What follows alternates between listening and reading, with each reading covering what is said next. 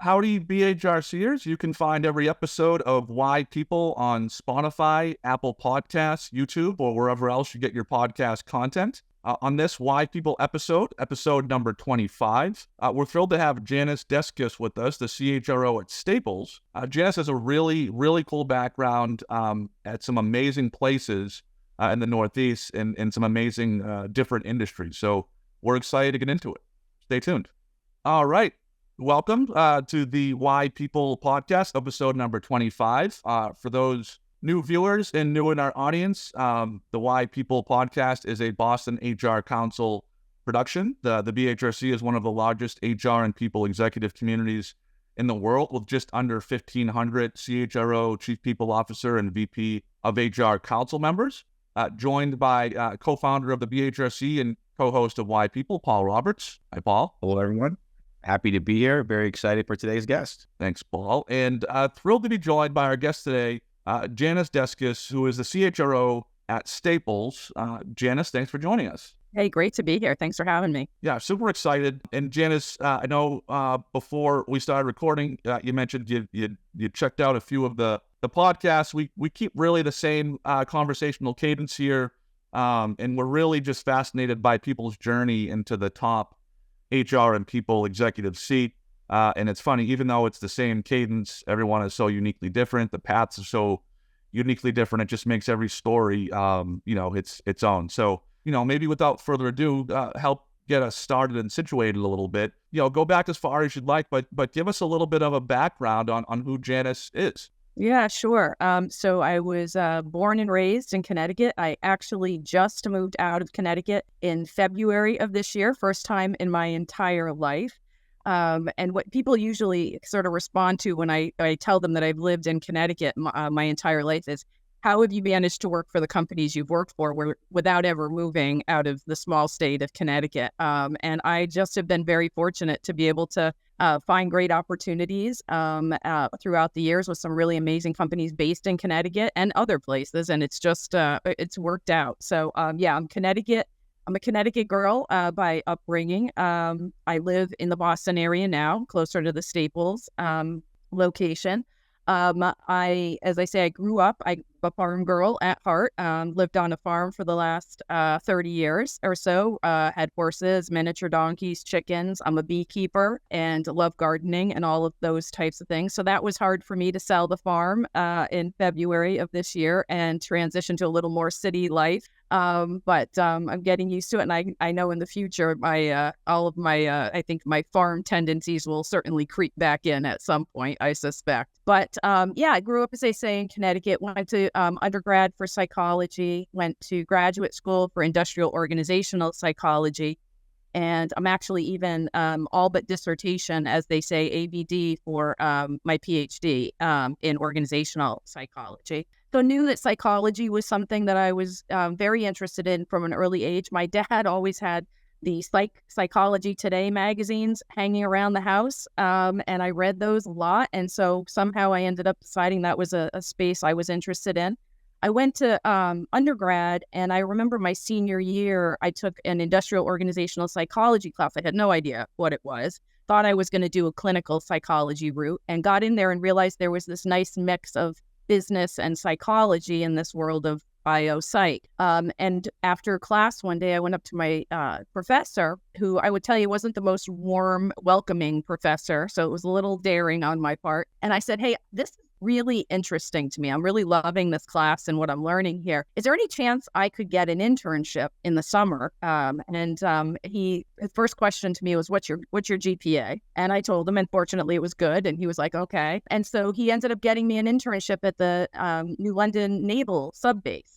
And I went down and I worked with IO psychologists there who did psychological testing on the submarine students. So I spent the summer kind of in that space.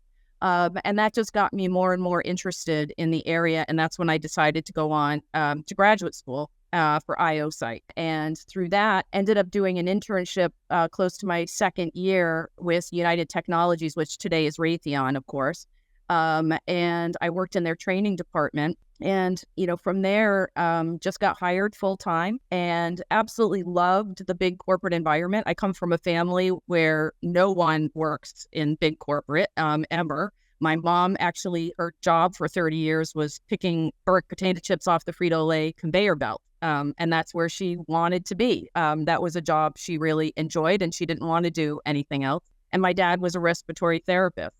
So this world was completely foreign to me. But when I got in, I loved the complexity, the sort of the dynamics of learning how people function in these organizational climates, what organization even means, and just kind of fell in love with it from there. And so that's how my journey began, anyways, in the field of HR. That's really cool. And really cool, Janice, to hear, how you grew up and the farm element, and neat to understand that, at least within your family, kind of the first foray into corporate America, it sounds like. Yeah. So a question, Janice, at what point during that kind of journey, you kind of brought us up through higher ed, and this is always fascinating to hear folks' response, but at what point did you know what human resources actually was? Like where did that connection point happen? It honestly wasn't until I went to United Technologies and did that internship. I mean, obviously, I'd taken a year of graduate courses in IO psychology, but, it's textbook. You're reading a lot of cases, you're understanding kind of the research that's been done, but actually getting in and experiencing what actually is human resources, wasn't really anything I got until I showed up. And I was very fortunate. There were 3 guys that I worked for, 3 managers in the training organization. And they just really took me under their wing during that summer and gave me exposure to the entire HR function. And I got to know through that experience the CHRO at the time, he was CHRO for what was called Hamilton Standard back then, aerospace again. And he happened to have gone to the same graduate school that I did. And so kind of had a little connection with him. And he talked to me over the summer about, staying the course with HR, potentially joining them. And he also, which I loved, he encouraged me to leave HR at some point. He said, I want you to come into HR, spend a couple of years, but then I want you to leave HR. Because he said, I want HR professionals to really understand the business side. And that got me excited because, again, it was something I didn't know. And I love to learn new things that are completely foreign to me. And that kind of a theme that carries through my life. When he said that to me, that just really intrigued me. And so through those experiences that summer, I got sort of to touch and feel the different aspects of what human resources was like back in the day and got excited about sort of the future, what that could bring. That's really cool. And it really is neat. It's somewhat of a common thread. We've had, this is episode number 25. We've had 24 really amazing guests on, like yourself. In most, if not all, I'm trying to remember, said, geez, even through my curriculum in undergrad, the actual human resources function, it was a little bit foreign to me. So is it safe to say, Janice, that when you were studying the org psych and org behavior, I mean, shoot, you could attach that to any leadership position, but is it safe to say that when you were in that curriculum that human resources wasn't top of mind? Yeah, it wasn't. It really wasn't. It was much more the psychology path of it, the organizational side of it, the organizational development, organizational design, which is interesting because it wasn't until probably maybe 15, maybe 20 years ago into my career that I really started to use more of the IO psych in my work, right? Early on in your career, you're doing recruiting and you're learning benefits and, the real sort of meat and potato aspects of human resources. It's not until you get into more senior positions that you actually use what I learned in graduate school. So, it was not taught. It was not human resource management major. That's for sure. Sure. Well, all right. Well, that's a great kind of start and foundation for our chat here. And how neat, in that United internship and to meet some really good people. Start to kind of walk us through a little bit from that internship, a little bit, start to kind of walk us through the pathway of how your career advanced and kind of what you were thinking about or strategic moves you might have made. Yeah. So Jack Leary, who was the CHRO at not Pratt and Whitney, Hamilton Standard, then he went to Pratt and Whitney, really was instrumental early in my career. He's the one that I mentioned got me very excited about human resources and wanted to make sure that at some point I left human resources. So he really guided my career probably for the first 8 or so years coming out of graduate school, and helped me to think about where I wanted to be. He was probably my first mentor. And I was actually thinking before coming into this conversation about who have been my mentors through the years. And it's funny, I don't have anyone that I would say that person was my official mentor, where we had an agreement, an arrangement, we met on a regular basis, and it was sort of formalized, if you will, the way some mentorships are. For me, it was more informal. It was more sort of episodic and more aligned with whatever that person's strengths were. So with Jack, early in my career, he really was the one who helped me to understand how you navigate in the human resources world, what human resources is, and again, what he thought was essential for a human resource professional of the future, what skill sets would be important to build out. And for him, it was labor relations, was high on his list. So he wanted to make sure I had the union negotiations, labor relations experience early on. And then he wanted to make sure, as I said, that I got out of HR. And so as a result of working with him, after 2 years of working on a couple of different functions in HR, he pulled me out and I went into an operations management leadership development program. And I was the only HR person there. It was mostly engineers, and it was really to build operations managers, not to build HR professionals. And I spent 2 years rotating around the organization outside of HR completely.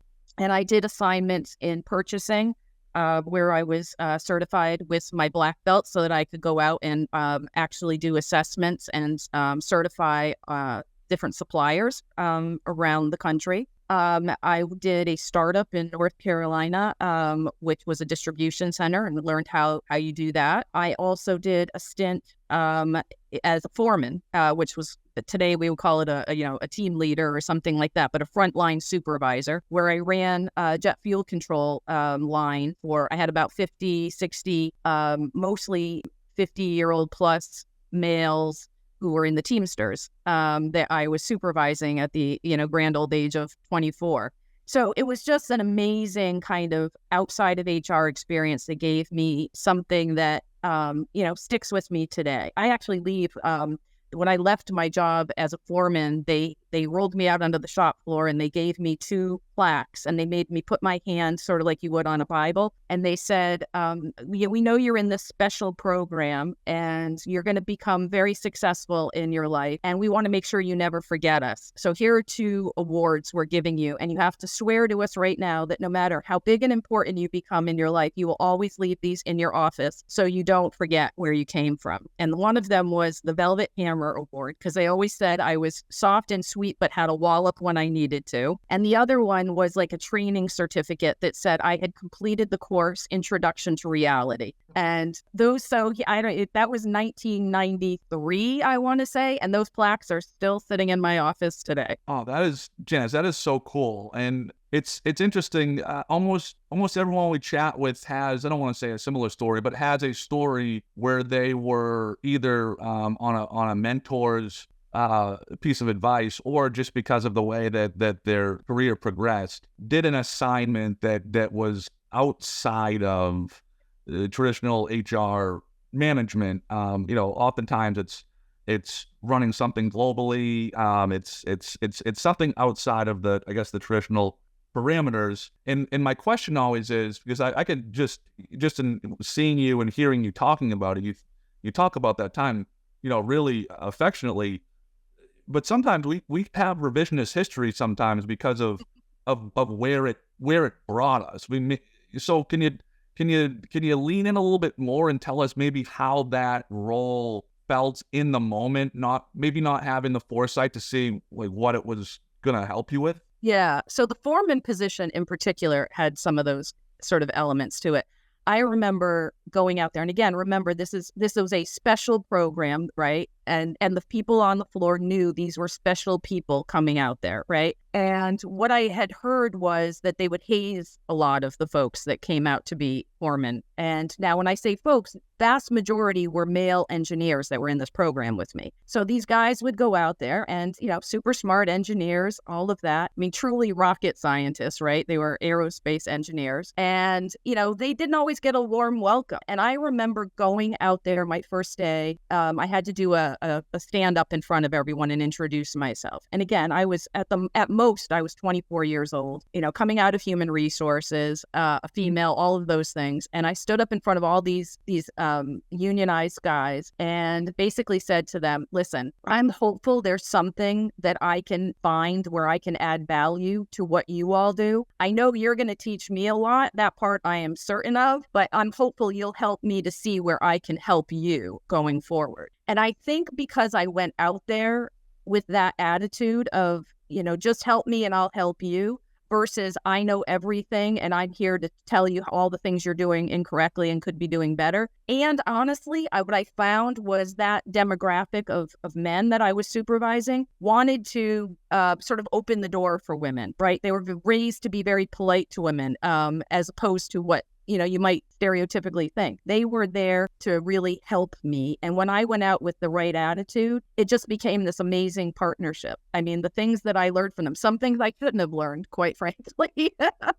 But nonetheless, it was a great partnership overall. Yeah, that's such a cool story. And thanks for kind of situating us, from a timeline standpoint. So you're 24 there, and maybe this comes a little bit later, Janice, but I just want to pose the question so we can keep it top of mind as we kind of progress through your career. I want you to kind of help us think through, like, at what point did you know that leading the overall HR function was something that you wanted to do? And I don't know if you're already there yet in this path, but just maybe keep that top of mind as we continue through. Yeah, sure. I mean, I've thought about that a lot. And actually, I've had conversations with a friend of mine who took a completely different path, not even in HR, but in a different function. And he was always talking about how he never had a plan, right? He just sort of stumbled through his corporate experience and ended up in the C-suite. And, and he's really well positioned, loves where he is, loves the journey he was on and all the exciting things he got to learn along that way, but he never had a plan and he never had a goal to get there. It just happened. For me, somewhere between that IO Psych class in undergrad and working for Jack Leary at United Technologies and seeing what I saw him do and how he could influence and he could coach and he could guide and really change and improve the overall organization in so many ways and just influence in general. That's when I said, I want that seat one day. And I, unlike my coworker who just sort of went in different ways to get there, I was fairly straight line. I knew that's what I wanted. And especially after those 2 years outside of HR, I had the opportunity to leave HR and go do something completely different because of that experience. And I said I chose not to. And I'm really glad I did, because I say this all the time to the folks that I work with. I love my profession. So I'm glad that I drove straight through, because not only do I love my profession, but I love the seat that I actually get to sit in today. I feel very privileged to be able to sit in the CHRO role and be able to influence the way that I saw Jack Leary do that, 30 plus years ago. Yeah. And Janice, I wouldn't be a good interviewer if I didn't ask what was the fork, what was the left-hand turn that you could have took at some point throughout your career? Yeah. So I mentioned the foreman job. I loved that job. I loved being on the factory floor. I loved the whole operation. I loved the, I got my black belt during that time and just absolutely loved applying those concepts and to the function. So I thought about when I came out, maybe I would stay in the operations, and they offered me the opportunity to do that and to actually follow the operations management leadership development route that the program was designed for. But then it didn't take me long to kind of snap out of it and say, okay, that was great and that was wonderful, but your real passion is over here. Stay the course. Well, all right. Well, thanks for letting me go there. help us kind of start moving down kind of the journey here. You come out of that program, you decide that you want to stay in the, I don't want to say traditional HR, but stay in the HR lane. Help us through the next couple of years. Yeah. So after that, that's when I went back into HR, and Jack again said, you need to get your badge of honor in labor relations. So I was a personnel advisor, went out on the shop floor in a different capacity this time in our electronics facility, and was a personnel advisor working with the union primarily. And I don't know if I was fortunate or unfortunate, but I had the union president and the steward were in my building, and they were husband and wife. And to say they were characters and taught me a lot would be an understatement. It was a wild time, but what I learned in that role, in addition to how union negotiations work and just the rules of the road around that element of organizations, I also learned from my boss at the time. She said to me one day, I kind of got in trouble, if you will, with the union steward, because I went out on the shop floor to talk to an employee who was having a problem, rather than bringing that employee into my office. And the steward just blew up. Like, how could you even think about talking to her out here and all that? And so I felt terrible, as you can imagine, right? Did I do the wrong thing and all of that? And my boss came in to me and she said, Janice, she said, a lot of it is gamesmanship, it's positioning. She said, should you have brought the person into your office? Probably. Is it the end of the world? No. And tomorrow we're going to move on to something else. And those words really helped me to just kind of chill a bit throughout my entire career and not get too wrapped up on any one thing. I still worry. I still lose sleep at night like everybody does about aspects of your job. But it has really helped me to understand that, everything is a bit of a blip, and this too shall pass. Learn from it and move on. So I did that. We did the union negotiations during the couple of years that I was in that, and that was fascinating to be able to sit at the table. Of course, I was a note taker, right? Back in the day, that was my job, and got to experience what that really looks like and how those types of negotiations work. I then, Jack, actually, the CHRO, went over to Pratt & Whitney, which was kind of in the UTC days, you would start at Hamilton, which was like the little brother, and then you'd go to the big brother, which was Pratt & Whitney. And he had been there maybe 6-8 months, something like that. And he called me and he said, it's time to come to the big leagues. You need to come over to Pratt. And so I did. I went over and I was, I was his chief of staff partly also, but then I ran the HR function for the engineering organization. And they had at the time what was called Engineering North and South. And the South Engineering Group had just started a union drive. So a union drive in the salaried workforce, in our engineering workforce in the South, in Florida specifically. And so I came in and my job was to kind of manage that whole process, right? And I'd never been through that. And that was just wild. And I learned from some of probably the best labor relations people I think were out there. And these were kind of old school labor relations folks. It'd be very different today than what they sort of taught me and how it worked. And fortunately, at one point, long story short, the union, they actually went to vote and there was complications. The vote got sealed and it never was unsealed, and that building ended up getting closed. So the union never happened, thankfully. But it was an amazing experience, as you can imagine. After I did that for a couple of years, I got a phone call from a search firm to say, hey, Danaher is looking for someone to come in. And so I went over to Danaher and I was in charge of what was, again, back then called process environmental control. So it was probably around about 10 small to mid-size manufacturing companies, all different varieties. And I worked there doing, again, lots of union negotiations, but this time much smaller. And it was just me and a lawyer sitting at a table across from the union rep. So a very different experience than big corporate UTC type union negotiations.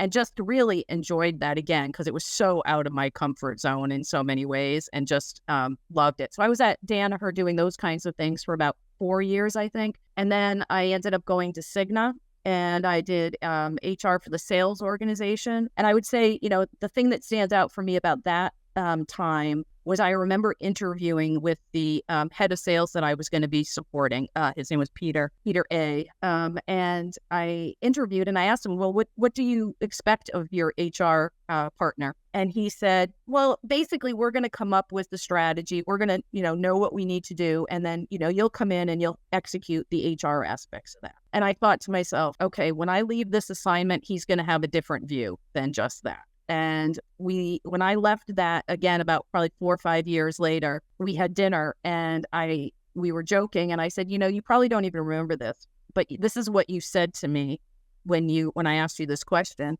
And he laughed. He didn't even have to say anything. The fact that he laughed and realized it was funny because of the relationship and what I actually ended up contributing and how he started to view what HR really could do had shifted so much during that time. And to me, that was just a huge, huge win. I then went over from Cigna. I was in the Hartford area, so you stay in insurance for a little bit. I went from Cigna over to Aetna. I was at Aetna for 10 years and was there during their massive turnaround where they were losing $1 million a day. Worked under the leadership of Ron Williams, who was an amazing CEO to work and see how he actually turned around this behemoth organization, very old New England organization. I did that, as I said, for 10 years and went through a wide range of assignments, as you can imagine, over 10 years. They're everything from HR business partners to total rewards and, comp and benefits. I redesigned. That's where I actually got my first start in sort of redesigning and reorganizing the HR function. So I also had that enterprise role. And then I continued on from there. I got a phone call from Covidien. They were looking for somebody to come in to be a number 2, to become quickly a number 1. And they liked the idea that I had been the person who had helped to architect the Aetna HR functional transformation. And they wanted to do that at Covidien. And Covidien is med device. So similar but different world than certainly health insurance. And I went over there. I was there for 2 years, redesigned the HR function, as well as worked in one of their divisions for a particular president who I ended up working for 6 years while I was there. But after 2 years with Covidien and Medtronic merged. And so the number 1 position at Covidien went away. That the Medtronic CHRO, Carol Surface, who is now at Apple, became the overall CHRO for both entities. And I ended up working for her for probably 3 or 4 years. And to say she's one of the best CHROs out there is an understatement. It's no surprise she moved over to Apple recently. They got a really great leader there. I learned a lot from her, learned a lot from that experience of how you merge 2 large organizations, and spent a lot of time on that piece, spent a lot of time redesigning, again, the HR function for the entire Medtronic HR role. And just had a crazy, wild ride there. Lots of international travel, lots of change. The president that I worked for loved ongoing change. And it was just a wild, fun time to be there. I ended up leaving there because the president left the organization and say November of a particular year. And by February, I realized that he was really the architect of sort of chaos and craziness that I had gotten addicted to and really loved. And I got, after he left, things kind of went normal, not slow or quiet, but normal. And I thought, normal's not going to be my thing going forward. I don't think and I actually called him and said, you did this to me. I am like addicted to this kind of situation. And that's when I got the crazy phone call from the private equity firm saying, hey, would you be interested in a CHRO job at Staples? And of course, my first reaction was, have you seen my resume? Do I look like I've been in retail or have an interest in retail? And they said, no, it actually has nothing to do with retail, which, anyone listening to this is going to say, how is that possible? I see the stores everywhere. Well, what Sycamore, the private equity firm, did is they split the organization up into 3 different companies. There's U.S. retail, which are the stores. There's Canada retail, and then there's the B2B side, which is the flagship. It's the largest and the one that's, most profitable, if you will. And so they had me come in and I talked to them about taking on the B2B aspect.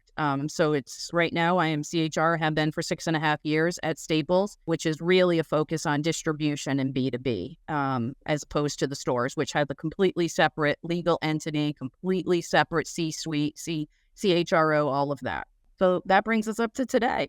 Wow. Well, Janice, I mean, I'm going to ask a few questions. That's a pretty amazing journey. The first question, and it's fascinating because this spot is where I think a lot of people, I don't want to say get stuck because it's the wrong word. It doesn't mean to be negative, but you made the decision to leave United to go to Danaher, and a lot of people have a hard time with that first, kind of leaving the nest, right? Like when I hear you talk about United, it turned like that kind of feels like you grew up there a little bit, and I'm sure if you wanted to, you could have stayed there a pretty long time. Like, walk us through a little bit of that feeling inside to make a leap to somewhere else. Yeah. So I mentioned earlier that, what really motivates and drives me is learning new things. And so after, 10 years at United Technologies, I knew I still had a path forward. It was fairly clear what it was.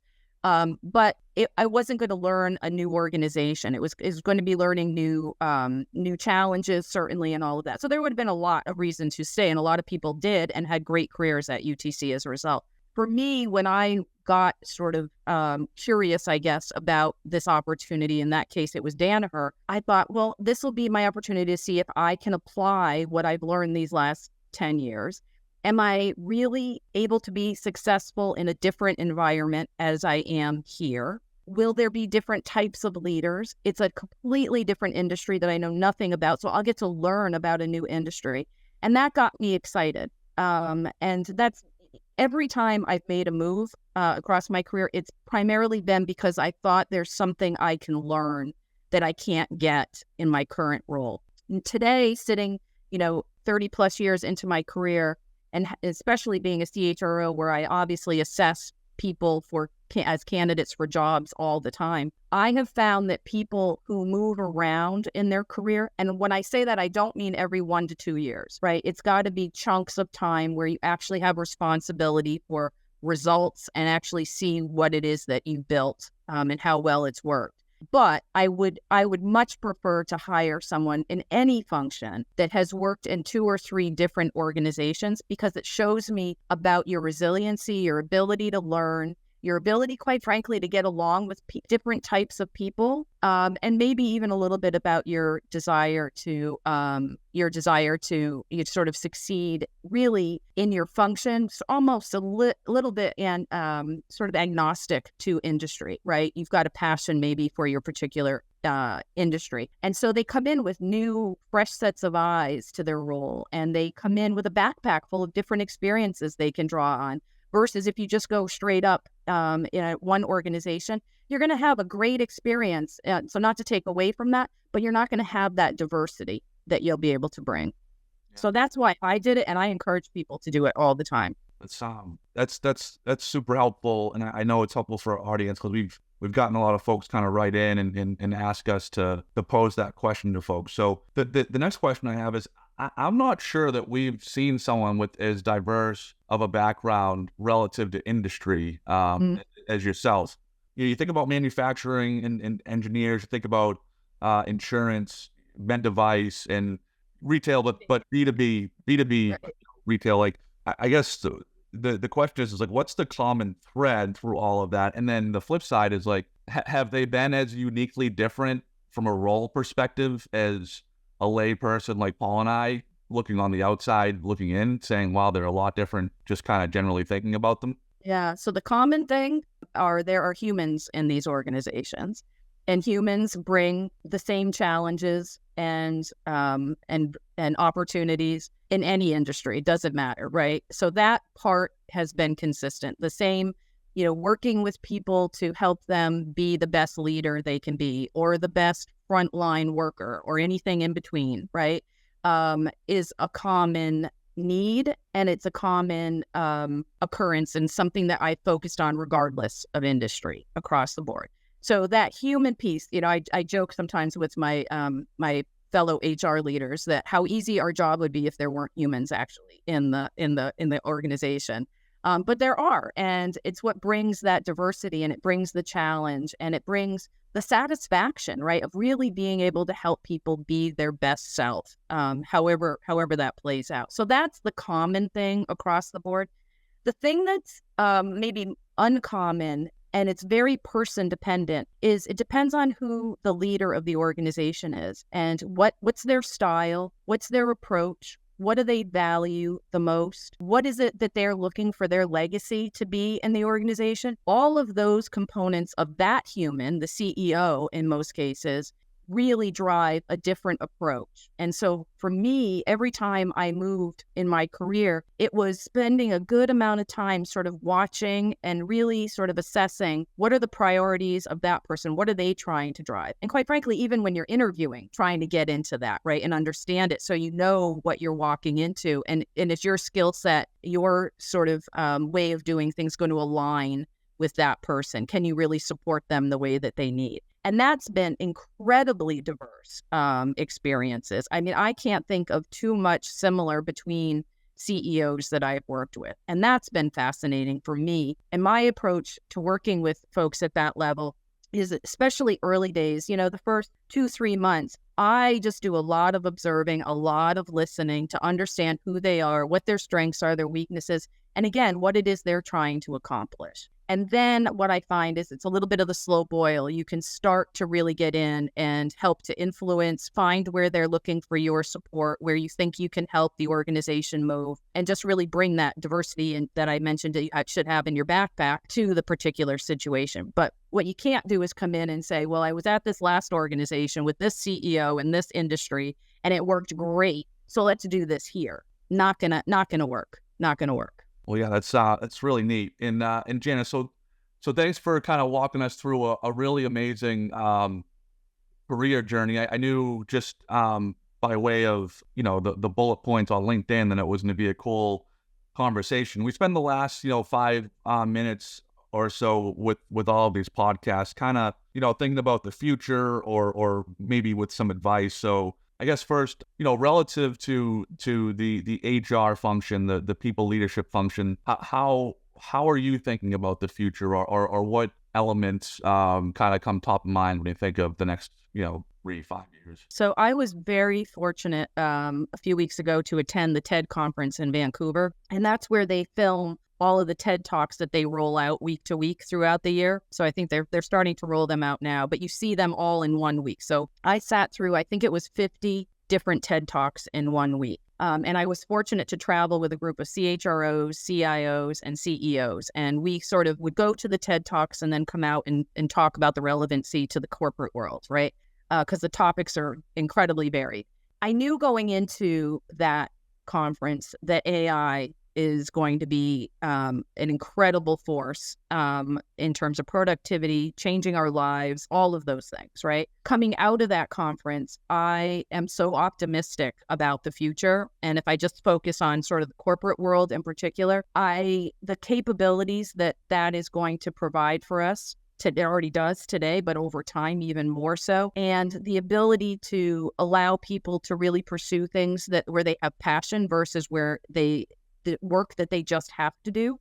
AI will take a lot of that and let us focus on the really cool work. So for me, in the short term, I spend a lot of time thinking and talking with our CIO and others about how do we help the workforce make this transition? Because once we get there, wherever the AI nirvana is out there in the future, is going to be, I think, a really great place for folks to live and work in. Getting folks there and helping them to learn new skill sets and new roles as we transition through that, to me, is if I can help folks get through that and find a good place outside of that, and whether that's reskilling them, training them, whatever it is. That's what I'm excited about and hopeful. And I think it's my responsibility as a CHRO to focus on. Yeah, we certainly we chat a lot about that all over the place. And it's neat. And I'm sure your org psych part of your brain gets going too, just the way that humans react to something that could potentially change their place in a certain, overall schematic, Absolutely. Change is tough. But I think in the end, I'm an eternal optimist, I think, when it comes to technology, especially, and sure, there's risk and, there's all the things that people worry about. But I think in the end, it's just going to put us in a much better place all the way around. Well, Janice, this has been great. The last question, and because the podcast has been really, we've gotten a lot of kind of high marks on it. We have a pretty good following base. we get a lot of emails about, from folks that are either finishing college and are interested in getting into HR, or super early on in their HR career, or maybe in another function, and say, hey, I've enjoyed listening to the podcast. I'm interested in maybe, switching up and trying HR. Any kind of words of wisdom or advice for somebody early on, or just considering, entering that part of the workforce? Yeah, it's the age-old answer on this. Fortunately or unfortunately, network. HR, it has always been, since I joined it, and it still is today, a bit of a closed society. We believe that we are the true experts and that we have a very special skill set, and I think that is true. But I think sometimes we think that if you haven't had 5-10 years experience, we're not going to always be as welcoming into the HR function, right? And there's some reason for that. So it's not to say that that's not appropriate in some cases. So what I say to young folks, I just told somebody this 2 days ago, actually, is just network, and help people to get you in, because it's difficult to just apply for a job cold in HR anywhere really, but especially in HR, and get in the door if you don't have experience. The other thing that I did back in the day is my very first job actually in HR was I worked in a temp agency. And so I was able to do recruiting and interviewing over the summer. And then I had that on my resume. So when a company like UTC saw that, they said, okay, she knows enough to be dangerous. We can try her in recruiting. And that's where they ended up putting me in my first full-time job. So I would say try to find those sort of ancillary roles if corporate world is what you want, and use that to build some basic skill sets, but then network, and just be aggressive, be really aggressive. And we've got LinkedIn today to be able to go out there and just message people. People love nothing more than to help. Let people help you. So it sounds like be a velvet hammer. Yeah, exactly. Exactly. Well, Janice, this has been really, really cool. I know for Paul and I, we've kind of followed you from afar, and have been really impressed at some of the amazing things that you've done. So thanks for joining us, and thanks for telling us a little bit about your story. Great. Thank you guys both. It was really fun.